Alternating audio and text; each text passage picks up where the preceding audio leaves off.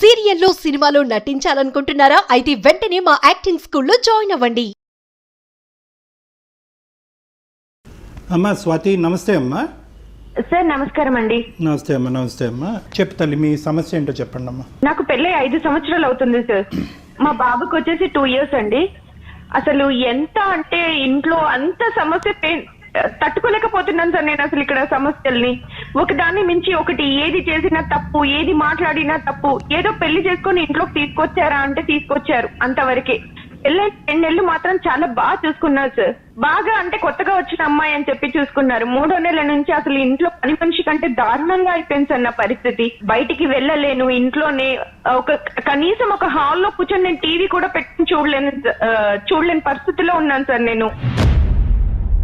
ఎంతసేపు వంట చేశానా, వాళ్ళకు పెట్టానా, నా రూమ్ లో నేను ఉన్నానా, మా అమ్మ నాన్న చూసుకున్నావా, నా బాబుని చూసుకున్నావా అంటాడు తప్పించి నా గురించి ఒక్క సెకండ్ కూడా ఆలోచించాడు సార్. కనీసం ఇన్ని రోజులు అవుతుంది, పెళ్ళై 5 సంవత్సరాలు అవుతుంది, ఏ ఒక్క రోజు నన్ను తిన్నావా అని కూడా అడగడు సార్.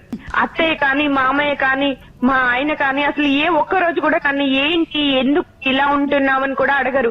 ఎంతసేపు వాళ్ళకు చేసి పెడుతున్నానా, నాకు ఈ టిఫినా ఆ టిఫినా అంటారు తప్పించి నాకంటూ ఒక మనసు ఉందని, దానికంటూ ఒక రెస్పెక్ట్ ఉందని ఆలోచించారు సార్. స్వాతి, ఒక్క నిమిషం అండి. ఈ విషయం మీరు ఎప్పుడైనా అంటే మీరు నాతో ఫ్రీగా ఉండట్లేదు, నేను ఇబ్బంది పడుతున్నాను అనే విషయాన్ని ఎప్పుడైనా ఎక్స్ప్రెస్ చేశారా? మేడం అసలు నాతోనే మాట్లాడారు మేడం. కనీసం నేను భోజనం పెట్టేటప్పుడు నువ్వు భోజనం చేసావా అని కూడా నాతో అడగడు మేడం.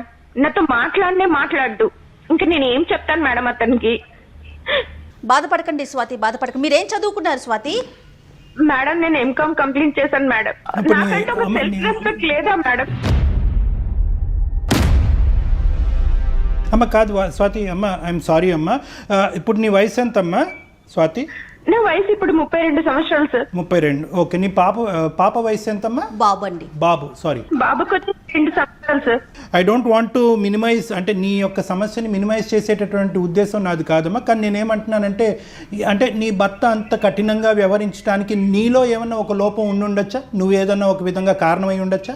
లేదు సార్, నేను ఏ తప్పు చేయలేదు సార్. కాకపోతే తన ఉద్దేశం ఏంటి అంటే, ఎంతసేపు భార్య అంటే బానిస అన్నట్టు ఊహించుకుంటాడు సార్. ఇంట్లోనే ఉండాలి, బయటికి వెళ్ళొద్దు, 4 గోడల మధ్యలోనే ఉండాలి అని తను ఆలోచిస్తాడు సార్. హింస పెట్టేటటువంటి దగ్గర చేయి చేసుకోవటం గానీ, మాటలు అంటం గానీ ఏమైనా ఉందమ్మా? సార్ అసలు అలా కొట్టినా ఆ దెబ్బ 2 రోజులకు మానిపోతుందేమో కానీ సార్, మనసు మీద చేసే ప్రవర్తన, మనసు మాట్లాడే మాటలు తట్టుకోలేకపోతున్నాను సార్. దెబ్బ కొడితేనన్నా అది మానిపోతుందేమో అని నేను ఊరుకునేదాన్ని. అలా కూడా కాదు సార్, మౌనంగా ఉంటూ నన్ను ఏడిపించుకుంటూ, ఏంటి సార్ అట్లీస్ట్ సార్ మొన్న ఒక్క 2 రోజుల క్రితము కింద అపార్ట్మెంట్ లో ఒక చీరలు అమ్మాయి ఆవిడ వస్తే చీరలు తెచ్చుకున్నాను సార్ వెళ్ళి. దాని గురించి ఎంత గొడవ చేశారంటే మా అత్తయ్య గారు, ఎలా కొంటావు, నాకు చెప్పవా, చెప్పి వెళ్ళవా, కిందే కదా అత్తయ్య, ఎందుకు కిందైనా సరే నాకు చెప్పి వెళ్ళాలి, నువ్వు నాకు చేసి వెళ్ళాలి అని అన్నారు. అసలు ఇంకా చీర చూస్తేనే అమ్మో నాకు వద్దు చీర అని అనిపిస్తుంది, భయం వేస్తుంది సార్. అంత క్రూయల్ గా బిహేవ్ చేస్తున్నారు. ఓకే. ఈ 5 సంవత్సరాల్లో ఈ ప్రయాణం చేయడానికి కేవలం ఒక బాబు ఉన్నాడు, పెద్దలు పెళ్లి చేశారు అనేటటువంటి ఏకైక ఉద్దేశంతో ప్రయాణమా, లేదంటే ఏదన్నా ఒక మంచి గుణం నీ భర్తలో గానీ ఆ కుటుంబంలో గానీ నీకు కనిపించిందా? 24 hours కమర్షియల్ మైండ్ సార్. మంచి కనిపించలేదమ్మా నీకు స్వాతి? ఏ ఒక్క రోజు అసలు చిన్న జాలి కూడా కనిపించలేదు సార్ నాకు. డాక్టర్ గారి నుంచి ఎలాంటి సలహాని, సూచనని మీరు ఎక్స్పెక్ట్ చేస్తున్నారు స్వాతి? మేడం నేను ఇలా ఫేస్ చేస్తూ ఉన్నాను. నన్ను ఎలా అంటే కనీసం ఒక బయటికి వెళ్ళనివ్వకుండా ఇంట్లోనే అరెస్ట్ చేసి ఇంత ఇదిగా టార్చర్ పెడుతూ ఉన్నా కూడా నేను ఒక్కరోజు ఎదురు తిరిగి ఒక మాట అనలేదు మేడం. ఓకే. మా తల్లిదండ్రులకు కూడా నేను ప్రాబ్లం ఫేస్ చేస్తున్నానని వాళ్ళకు కూడా చెప్పలేదు. ఇలా ఉండగా సడన్ గా ఒక రోజు మా హస్బెండ్, మేము అందరం కలిసి మా ఆడపడుచు వాళ్ళ కూతురు పెళ్లికి వెళ్తున్నాం మేడం ట్రైన్ లో. ఓకే. నేను కాలేజ్ చదువు రోజుల్లో మేడం డిగ్రీలో నాకు చాలా ప్రపోజల్స్ వచ్చాయి, బట్ నేను ఏ ఒకటి తీసుకోలేదు. నాకు ఎంతసేపు నా చదువు నాకు ఇంపార్టెంట్ అనే అనుకున్నాను. అదే టైంలో ఒక అతను నన్ను ప్రపోజ్ చేశాడు, నేను దాన్ని రిజెక్ట్ చేసేసాను. కానీ రిజెక్ట్ చేసిన అబ్బాయి ఎలా అంటే నన్ను ఇబ్బంది పెట్టకుండా దూరం నుంచి చూస్తూ జాలిగా, నాకు అసలు ఇంకా నేను వద్దన్నా కూడా వినిపించుకోకుండా నా నీడలాగా ఫాలో అవుతుండేవాడు మేడం. కానీ నన్ను ఏ ఒక్కరోజు ఒక మాట అనలేదు, నా దగ్గరికి రావడానికి ప్రయత్నించలేదు నేను రిజెక్ట్ చేసిన తర్వాత. ఓకే. ఇలా సడన్ నాకు పెళ్లి అయిపోయింది, మా పేరెంట్స్ పెళ్లి అని అన్నారు. అబ్బాయి నచ్చిందా అంటే నేను మనసులో ఒక్కసారి అనుకున్నాను ఆ అబ్బాయిని చేసుకుంటే బాగుండేది, ఇతను ఎవరో తెలియకుండా ముక్కు ముఖం, కానీ ఆ అబ్బాయి మళ్ళీ నాకు ఇంకేం చెప్పలేదు కదా అని ఇప్పుడు మా అమ్మ వాళ్ళు చూసిన అబ్బాయినే నేను పెళ్లి చేసుకున్నాను మేడం. ఇలా ఉంటే సడన్ గా మా హస్బెండ్ తో పాటు నేను ఒక రోజు ట్రైన్ లో ఊరెళ్తూ ఉంటే అందరూ ఫోన్ చేశారు, పడుకున్నాము. నేను హ్యాండ్ వాష్ చేసుకోవడానికి వెళ్ళాను మేడం. సడన్ గా అబ్బాయి కనిపించాడు, నేను ప్రపోజ్ చేసిన అబ్బాయి నాకు కనిపించాడు. అసలు కనిపించగానే కాసేపు అలానే ఉండిపోయాను మేడం. నేను ఇంకా షాక్ లో ఉండిపోయాను, నాకేం మాటలు రావట్లేదు. ఓకే. ఎలా ఉన్నావు అని నన్ను అడిగితే అని ఏదో తల ఊపుతూ సమాధానం చెప్పాడు, అంతే తప్పించి ఇంకేం లేదు. ఎంతకాలం క్రితం అమ్మా ఇది స్వాతి? ఒక 2 months అవుతుంది సార్. రైట్. నాకు పెళ్ళయింది, ఒక బాబు అని అంటే తెలుసు అని అన్నాడు. మరి మీ వైఫ్ ఏది అని నేను అడిగాను. లేదు నేను పెళ్లి చేసుకోలేదు, నువ్వే నా జీవితం అని అనుకున్నాను, ఇంకా నీ స్థానంలో నేను ఇంకెవరిని ఊహించుకోలేను, నాకు నువ్వు తప్పించి ఇంకెవ్వరు వద్దు అని చెప్పి నేను ఇట్లానే ఉండిపోయాను అని అన్నాడు. అసలు ఇంకా నాకేం మాట్లాడాలో కూడా అర్థం కాలే మేడం తన మాట అన్నప్పుడు. అసలు ఏంటి, ఒక అబ్బాయి నా కోసం ఇన్ని సంవత్సరాలు ఎదురు చూస్తూ ఉన్నాడా, నేను ఇంత బాధ పెట్టానా, ఏంటి నా వల్ల ఒకరు ఇంత బాధపడుతున్నారా, నేను పెళ్లి చేసుకున్నాను, నాకు బాబు, నేను సంతోషంగా ఉన్నాను కదా, నువ్వు చేసుకోలేదా అని అన్నాను. లేదు నేను చేసుకోలేదు, నేను ఇలానే ఉంటాను అని అన్నాడు. నేను నా మనసులో మనసు లేదు మేడం, ఇంకా క్షణం నేను ఎంత అంటే అంత నరకం అనుభవిస్తున్నాను మేడం. ఊరుకోండి బాధపడకపోతున్నా. అసలు ఇంట్లో పరిస్థితి ఇలా ఉంది, తను అలా కనిపించగానే నా మనసు ఒక్క క్షణము అరే నేను ఇతన్ని చేసుకుంటే సంతోషంగా ఉండేదాన్నేమో అనిపించింది. బాగా చూసుకో, దూరం నుంచి అయినా సరే ఎంత కేరింగ్ అంటే మేడం, నాకు ఫీవర్ వచ్చిందంటే ఎవరి చేతనో మెడిసిన్ పంపించేవాడు, అంత బాగా చూసుకున్నాడు మేడం నన్ను. మీకు మీ మీద అంత కేర్ చూపించారు కదా, అలాంటప్పుడు మీకు ఇంట్లో చెప్దాము ఇతనితో నా జీవితం బాగుంటుందేమో అని అనిపించలేదా ఆ రోజుల్లో? ఆ రోజుల్లో ఎంతసేపు నాకు చదువుకోవడము, మా నాన్న అమ్మ ఎలా చెప్తే నేను అలా వినేదాన్ని మేడం. వాళ్ళకి ఏది మంచి అనిపిస్తే అలా చేస్తారు, ఈ లవ్వులు ఇవన్నీ కరెక్ట్ కాదు అని అనిపించేది. ఈ 2 నెలలు బట్టి నీ మనసులో అతను మళ్ళీ మెదులుతున్నాడు అనేటటువంటి అంశం నీ భర్తకి ఏ కోసానన్నా అర్థమైందమ్మా? తెలిసిందా అతనికి ఏమన్నా? నీకు పాస్ట్ లవరు లేదు, తెలీదు, అసలు నన్ను ఏంటి అని కూడా పట్టించుకోడు సార్ తను అసలు. అంటే మనము ఈ సమస్యకు ఒక సొల్యూషన్ చెప్పే ముందు ఈ విషయం తెలిసే, అంటే ఇప్పుడు ఆల్రెడీ ఈ విధంగా ప్రవర్తించేటటువంటి ఈ భర్త ఈ విషయం తెలిస్తే కనుక ఇంకే విధంగా నిన్ను అంగీకరించడు అనే అంశం గురించి కూడా మనం మాట్లాడుకోవాలి. కాబట్టి ఈ అబ్బాయి నిన్ను ఇంతకుముందు ప్రేమించాడని కానీ ఈ అంశాలు ఏవి కూడా తెలీదు మీ భర్త గారికి. సార్ నేను అసలు అతను ప్రేమించకపోయినా నేను అసలు ఈయనతోని ఉండలేను సార్. నా బాబుని తీసుకుని బయటికి వెళ్ళిపోయి నా కాళ్ళ మీద నేను బతకాలనుకుంటున్నాను సార్. ఇలాంటి జీవితం నాకు వద్దు సార్. ఉన్నదే ఒక్క జీవితం, ఆ జీవితం కూడా సంతోషం లేకుండా 5 సంవత్సరాల టైం నేను వృధా చేస్తున్నాను. ఇంకా ఎందుకు సార్ నాకు ఇలాంటి హస్బెండ్ అవసరమా సార్? స్వాతి, అతను కనిపించకపోయినా మీ ఆలోచన ఇదే విధంగా ఉండేదంటారా?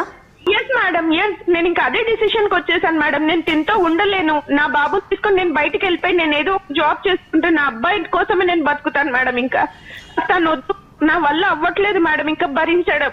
మీ ఎక్స్ లవర్ అతని పేరేంటమ్మా? అబ్బాయి పేరు Anand sir. Anand. Okay, clear కట్గా జయ మేడంకి ఇప్పుడు ఒక మాట చెప్పావు, ఇతను పరిచయం అవ్వకపోయినా కూడా నేను ఈ మ్యారేజ్లోంచి బయటకు వచ్చేసి నా కాళ్ళ మీద నా కొడుకుతో పాటు ఉండేదాన్ని అనేటటువంటి మాట మీరు చెప్తున్నారు కదమ్మా? అది ఎప్పుడు జరుగుండేది? ఇప్పుడు ఇమీడియట్గా జరుగుండేదా? ఒక 5 సంవత్సరాల తర్వాత జరుగుండేదా? ఒక 10 సంవత్సరాల తర్వాత జరుగుండేదా? ఆల్రెడీ ఈ ఆలోచన నువ్వు ట్రైన్ ఎక్కక ముందే వచ్చిందా, లేదంటే ట్రైన్ ఎక్కి దిగిన తర్వాత వచ్చిందా? సార్ నాకు ట్రైన్ ఎక్క ముందు నుంచి నేను ఇంకా వద్దు, నాకు తింటోని జీవితం వద్దు, నా వల్ల అవ్వట్లేదు, నేను ఏదో ఒకటి డిసైడ్ చేసుకొని నా బాబుని నేను తీసుకొని వెళ్ళిపోవాలి అని ఫిక్స్ అయిపోయాను సార్. రైట్ అమ్మా. ఇప్పుడు ఏంటి తల్లి, ఇప్పుడు నువ్వేం కోరుకుంటున్నావు? అంటే నీ మనసులో మెదులుతున్న ప్రశ్నలు ఏంటి? నేను తనతో ఉండాలి అనుకుంటున్నాను, అది కరెక్టా కాదా, ఏం చెయ్యాలి, నాకు అసలు నా సమస్య ఏంటి, నేను ఏమైపోతున్నానని కూడా నాకు అర్థం అవ్వట్లేదు సార్. ఏదో ఒక సొల్యూషన్ మీకు చెప్పండి, నేను చేసేది కరెక్టా కాదా, నాకు ఎలా ఉండాలి, ఏంటి, బయట ప్రపంచం ఇలా ఉంది. అంటే ఇక్కడ 3 ఇష్యూస్ నాకు క్లియర్ కట్గా కనిపిస్తున్నాయేమో. ఒకటి, ఇక్కడ నీ భర్త పెట్టేటటువంటి కష్టం వల్ల బయటపడుతున్నారా? ఆనంద్ కనిపించినటువంటి జ్ఞాపకాల వల్ల బయటపడుతున్నారా? లేదంటే ఆనంద్ ఇప్పటి వరకు పెళ్లి చేసుకోకుండా మీ గురించే వేచి ఉన్నందుకు ఆ ప్రేమను మళ్ళీ గుర్తుపడి అది జాలి కలగటం వల్ల మళ్ళీ అతనికి రీకనెక్ట్ అవుతున్నారు? ఈ 3 అంశాలమ్మా. This is the first aspect that we have to clear. ఎందుకంటే ఈ ఇష్యూలో మీరు ఇరుక్కుపోవటం వల్ల ఒక విధమైనటువంటి ఒక మానసిక ఒత్తిడిలోకి లోన్ అవటం వల్ల దీనికి శోభ అనుభవిస్తున్నాను సార్. అవునమ్మా, ఖచ్చితంగా తెలుస్తా ఉంది ఆ క్షోభను అనుభవిస్తున్నావు అని చెప్పి. డాక్టర్ గారు ఇక్కడ ఇంకొక విషయం కదా కళ్యాణ్ గారు, ఇప్పుడు అమ్మాయిని చూసినప్పుడు స్వాతి ఆనంద్ వాళ్ళ పరిచయం పెళ్లి కాకముందు ఇద్దరు సింగిల్ గా ఉన్నారు, కానీ ఇప్పుడు స్వాతి పరిస్థితి అది కాదు, తన చేతిలో ఒక బాబు ఉన్నాడు కదా. షూర్ మ్యామ్, నేను ఆ విషయంలో కాన్ఫిడెన్స్ ఇస్తాను మేడం. ఎందుకంటే నేను చూసినప్పటి నుంచి ఎన్నో అనాథ మంది పిల్లలకి చాలా మంది చాలా బాగా చూసుకునేవాడు మేడం. అలాంటిది నా బాబుని చూసుకోడా అన్న నమ్మకం నాలో ఉంది. జయ గారు చెప్పినట్టుగా నీ మీద ఉండేటటువంటి ప్రేమ నీ కొడుకు మీద చూపెట్టగలడా? ఈ ప్రశ్నకి తప్పకుండా వినండి స్వాతి, ఒక్కసారి వినండి. నీకు రానున్న రోజుల్లో వచ్చేటటువంటి ప్రశ్నలు, ఒకటి, నిజంగా అప్పుడు ఉండేటటువంటి ప్రేమ ఇప్పుడు కూడా ఆనందంలో అదే పదిలంగా ఉందా అనేటటువంటిది ఒకటి. నెంబర్ 1, పెళ్లి కానటువంటి స్వాతిని పెళ్లి అయిన తర్వాత ఒక కొడుకుతో వచ్చినటువంటి స్వాతిని ఒకే విధంగా ఆనంద్ చూడగలదా అనేటటువంటిది రెండో ప్రశ్న. మూడో ప్రశ్న, నీ కన్న కొడుకుని ఇప్పటికీ నేను అడగలేదు, నీ భర్త నీ కన్న కొడుకుని ఎలా చూసుకుంటాడమ్మా అనేటటువంటి ప్రశ్న నేను అడగలేదు. ఎందుకంటే కేవలం ఇంతకు ముందు it is a decision that you have to take, but now you have to take a decision on behalf of your self. నీ గురించి, నీ కొడుకు గురించి, ఇద్దరు గురించి డెసిషన్ తీసుకోవాలి. రేపొద్దు నీ కొడుకు పెద్ద అయిన తర్వాత అమ్మా అది నాన్న ఇతను ఎవరు అని అడిగితే కనుక ఏమని సమాధానం చెప్తా? ఇప్పటి వరకు మీ భర్తతో పోరాడుతున్నటువంటి వ్యక్తి ఎవరైతే కనుక ఒంటి చేత్తో పోరాడుతున్నటువంటి వ్యక్తి ఎవరైనా ఉన్నారంటే అది స్వాతి ఒక్కటే. ఎవరు సలహా తీసుకోలేదు, ఎవరు సూచన తీసుకోలేదు, నీ భర్తని ఎక్కడికైనా తీసుకెళ్లి కౌన్సిలింగ్ చేయించాలనేటటువంటి ఆలోచన మీకు రాలేదు. పెద్దల సమక్షంలో కూర్చోపెట్టి స్వాతి ఇది అనుభవిస్తుంది అయ్యా, కొద్దిగా ఒక విధంగా ఈ విధంగా బాధపడుతుంది, నువ్వు బిజినెస్లో మునిగి తేలుతున్నావు, ఆ అమ్మాయిని రిస్ట్రిక్ట్ చేస్తున్నావు, హింస పెడుతున్నావు, ఆ అమ్మాయికి ఒక ఫ్రీడమ్ కావాలి, ఒక స్వేచ్ఛ కావాలి అనేటటువంటి మాట ఎవరితోనూ చెప్పించలేదు. నువ్వెంత చెప్పావో మాకు తెలీదు, ఎవరి ద్వారానే చెప్పించాడు. సో నేనేంటంటే ఈరోజు అమ్మ అంత ప్రేమించేటటువంటి వ్యక్తి దగ్గరికి వెళ్ళిపోవమ్మా అని చెప్పడం నాకు చాలా ఈజీ. కానీ రానున్న జీవితంలో ఎదురయ్యేటటువంటి ప్రశ్నకు నువ్వు బదులు చెప్పుకుంటూ ఉండగలవా? ఆ మనోధైర్యం, ఆ గుండె ధైర్యం నీలో ఉందా? రేపొద్దున సమాజం అడిగేటటువంటి ప్రశ్నలు, నీ తోబుట్టువులు ఎవరైతే పెళ్లి కాని వాళ్ళు ఉన్నారో వాళ్ళు అడిగేటటువంటి ప్రశ్నలు, మీ తల్లిదండ్రులు అడిగేటటువంటి ప్రశ్నలకి సమాధానం చెప్పగలవా? ఒకప్పుడు ఆనంద్ ఇదివరకట్లా ఉండకపోతే కనుక ఆనంద్ను వదిలేసి ఎక్కడికి వెళ్తావు? సో ఇవన్నీ కూడా ఉండేటటువంటి సమస్యల మధ్య మై ఒపీనియన్, ఫస్ట్ ఆనంద్ కాదు 10 సంవత్సరాలు వెయిట్ చేసిన, ఆనంద్ 20 సంవత్సరాలు వెయిట్ చేసిన, ఆనంద్ దీనికంటే 10 రెట్లు ఎక్కువ ప్రేమించినా కూడా పెళ్ళి అయిన తర్వాత ఒక ఆడపిల్లకి కానీ ఒక మగాడి యొక్క జీవితంలో సమస్యకి పరిష్కారం భిన్నంగా ఉంటుంది. ఒకప్పుడు పెళ్లి కాలేదనుకోండి, ఇందాక జయ గారు చెప్పినట్టు సింపుల్ స్ట్రైట్ ఫార్వర్డ్, వెళ్ళి పెళ్లి చేసుకోండి, పెద్దలు డివోర్స్ ఇచ్చేస్తారు, అటు వెళ్ళి పెళ్లి చేసుకునే అవకాశం ఉంటుంది. కానీ ఇక్కడ ఒక్క నిమిషం తల్లి, ఒక్కటి option A, if you are asking me, ఈరోజు కఠినంగా అనిపించవచ్చు, క్లిష్టంగా అనిపించవచ్చు, బాధగా అనిపించవచ్చు. My solution for your problem is try to rectify your husband. నీ భర్తని మార్చుకునేటటువంటి ప్రయత్నంలో సాయశక్తులా ప్రయత్నించేద్దాం. మీ తల్లిదండ్రులు సపోర్ట్ తీసుకుందాం, కావాలంటే నాలాంటి డాక్టర్ల యొక్క సపోర్ట్ తీసుకుందాం. అప్పటికీ మార్పు రాలేదనుకోండి, అతనిలో మార్పు రాలేదనుకోండి, 5 సంవత్సరాలు వెయిట్ చేసిన ఆనంద్ ఇంకో 10 సంవత్సరాలు వెయిట్ చేస్తాడమ్మా, నీ గురించి వెయిట్ చేస్తాడు. నీ భర్తను మార్చుకునేంత వరకు అతను వెయిట్ చేయలేడా? లేదు, మార్పు రాలేదు, కఠినంగా వ్యవహరిస్తున్నాడు అంటే కనుక నీ ఇష్టం. అప్పుడు డైవర్స్ తీసుకుని వెళ్తావు, ఏం చేసి వెళ్తావు అన్నది నీ ఇష్టం. సార్ నేను ఒక మాట మాట్లాడొచ్చా సార్? చెప్పండి స్వాతి. సార్ తను ఎంత కమర్షియల్ అంటే సార్, అంత కమర్షియల్ మైండ్. నా బాబుకి ఒక్క రోజు సడన్ గా ఫీవర్ వచ్చింది నైట్, ఎవ్వరు లేదు సార్ నాకు తోడు. నా బాబుని పట్టుకొని నేను హాస్పిటల్ కి పరిగెత్తాను, ఆ క్షణం కూడా నాతో తోడు రాలేదు. ఈ రోజు వరకు నా బాబుకి ఏది కావాలన్నా కూడా నేనే చేసుకునేదాన్ని. నన్ను ఒక్క రోజు కూడా పట్టించుకోలేదు, నా బాబుని పట్టించుకోలేదు. ఓకే, ఇప్పుడు తనని కూర్చోపెట్టి మాట్లాడటానికి కూడా ఏం మాట్లాడతాను సార్? అసలు వినే పరిస్థితిలోనే లేడు. తనకి ఎంతసేపు కమర్షియల్ మనీ మనీ మనీ, అంత తప్పించి ఇంకో ప్రేమ అనేది తనలో లేదు. మా పేరెంట్స్ కి చెప్పమంటారు సార్, మా పేరెంట్స్ కి ఉన్న పరిస్థితుల్లో ఆల్రెడీ నాకు ఇంకో చెల్లి ఉంది, ఆ చెల్లికి పెళ్లి సంబంధాలు వస్తున్నాయి. నేను ఇలా చేశాను, నా పెద్ద బిడ్డను తీసుకెళ్లి నా ఇంట్లో పెట్టుకుంటాను అంటే బాగుంటుందా సార్? అసలు వాళ్ళు తట్టుకోలేరు సార్ ఈ సమస్య చెప్తే. ఇంత ఫేస్ చేస్తున్నప్పుడు నేను తన దగ్గర బతకడం అవసరమా సార్?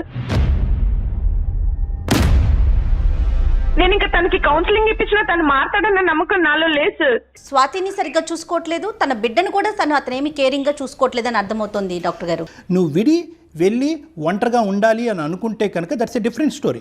కానీ విడిపోయి ఇక్కడి నుంచి వెళ్ళిపోయి ప్రేమించినటువంటి వ్యక్తి దగ్గరికి వెళ్తే కనుక సమాజం, నీ కుటుంబం అందరూ ఏమనుకుంటారంటే కనుక నీ భర్త పెట్టినటువంటి హింస, నువ్వు పడినటువంటి బాధలు అన్నీ పక్కన పెట్టేసి ఈ అమ్మాయికి అప్పుడు ఉండేటటువంటి మోజు ఇప్పటికీ పోలేదు కాబట్టి మళ్ళీ పాత ప్రేమికుడి దగ్గర కొడుకును పట్టుకుని వెళ్ళిపోయింది అని సమాజం వేసేటటువంటి నిందని బహుశా నువ్వు భరించడం చాలా కష్టం. అది కూడా నువ్వు జాగ్రత్తగా సమాజం గురించి ఆలోచిస్తే నేను బతకలేను సార్. ఇలాంటి బతకడం అవసరమా అనిపిస్తుంది సార్. ఇంకా తనకి డైవర్స్ ఇచ్చి నేను ఇంకా తన దగ్గర ఉండలేను. నా బాబుని తీసుకుని నేను దూరంగా వెళ్ళిపోయి బతకాలనుకుంటున్నాను సార్. అది ఆనందం అని నేను అనుకోవట్లేదు, నేను దూరంగా ఉండాలి అనుకున్నాను అంతే. నాకు ఆనందం ఇలా కనిపించడంతో నాకు సరే నా గురించి ఇంత వెయిట్ చేస్తున్నాడు, నన్ను బాగా చూసుకుంటాడన్న నమ్మకం నాకు ఉంది సార్. ఈ రోజు వరకు తను పెళ్లి చేసుకోకుండా ఉన్నాడు అంటే నా కోసమే కదా సార్. స్వాతి, నేను చెప్పే జాగ్రత్తగా ఆలోచించమ్మా. ఈ వేదికకి మీ భర్త ఎక్కువ, నీ పెళ్లి ఎక్కువ, నువ్వు తక్కువ అనేది ఏమీ కాదు. We're neutral to everything. కానీ నేనేమంటున్నానంటే ఒక సైంటిఫిక్ సొల్యూషన్ కన్సిడర్ చేద్దాం.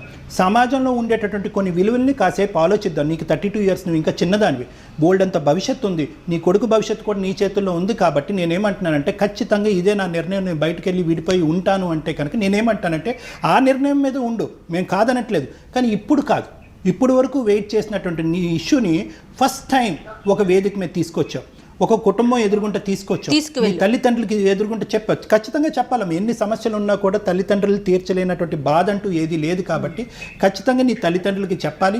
ఇతని నుంచి నీకు వచ్చేటటువంటి హింస, బాధ ఏంటి అన్నది చెప్పుకోవాలి. దానికి సంబంధించినటువంటి పరిష్కారం నీ తలకి తట్టకపోతే కనుక వాళ్ళ తలకి తట్టేటటువంటి అవకాశం ఉంది. కాబట్టి అప్పటికీ కావాలంటే మాలాంటి వ్యక్తులు ముందుకొచ్చి కౌన్సిలింగ్ చేయడానికి మేము రెడీగా ఉన్నాం.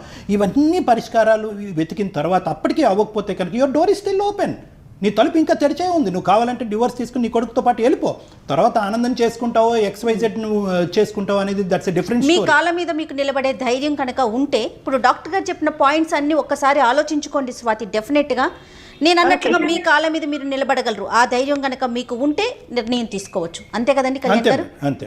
Yes sir, yes madam. నా కాళ్ళ మీద నేను బతకాలనుకుంటున్నాను. నాకు తనతో జీవితం వద్దు మేడం. గుడ్ లక్ అమ్మా. వి ఆల్వేస్ ఎంకరేజ్ అమ్మా. ప్రతి ఆడపిల్ల తన కాళ్ళ మీద తను నిలబడాలి, తన జీవితం, తన భవిష్యత్తు, ఆర్థికంగా ఒక వ్యక్తి, ఒక ఇండివిజువాలిటీ తనకు ఉండాలి అనేటటువంటిదే మా ఉద్దేశం కూడా అమ్మా. కానీ but it should not be at the cost of bigger problems.